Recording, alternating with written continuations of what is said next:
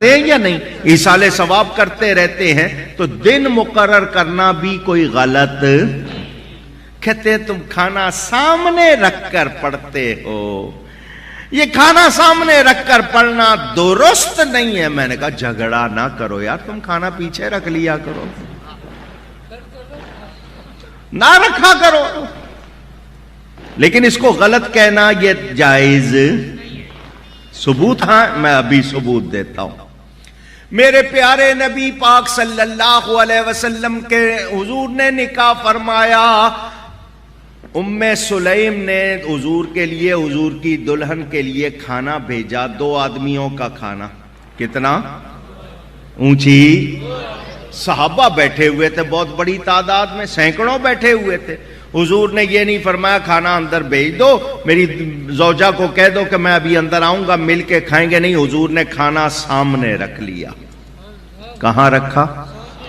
حدیث شریف کے الفاظ, کھانے پر حضور نے ہاتھ رکھا اور ہاتھ رکھ کر جو چاہا وہ کلام پڑھا. صحابہ دیکھ رہے ہیں حضور نے کھانے پہ ہاتھ بھی رکھا ہوا ہے اور کلام بھی پڑھ رہے ہیں. پھر حضور نے فرمایا 10 کر کے آ جاؤ. 2 آدمیوں کا کھانا حضور نے 300 کو کھلا دیا. صحیح حدیث میں نے آپ کو سنائی. نبی پاک نے خود کھانا سامنے رکھ کر کلام پڑھا. اب کوئی یہ کہے کہ نہیں جی کلام پڑھنا جائز نہیں, تو اس کی مانیں گے یا نبی کی مانیں گے؟ اونچی. بسم اللہ پڑھتے ہو یا نہیں؟ حکم ہے فَكُلُوا مِمَّا ذُكِرَ اسْمُ اللَّهِ, اللہ کا نام لے کے کھاؤ. تو میں نے اللہ کا نام لیا. بسم اللہ قرآن کی ایک مستقل آیت ہے بلا شبہ.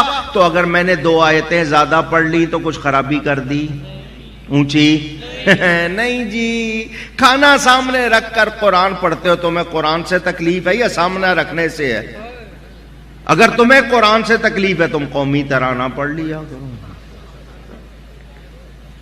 تمہیں قرآن اچھا نہیں لگتا؟ ہم نے کتابوں میں پڑھا حضور صلی اللہ علیہ وسلم کی شہزادی حضرت سیدہ فاطمہ زہرا رضی اللہ تعالی عنہا جب چکی چلاتی ہیں تو قرآن پڑھا کرتی تھی. آٹے میں برکت آتی تھی. وہ آٹا شہزادوں نے کھایا تو پھر نیزے کی نوک پر بھی قرآن پڑھا یا نہیں پڑھا؟ قرآن پڑھنے سے فائدہ ہوگا یا نقصان؟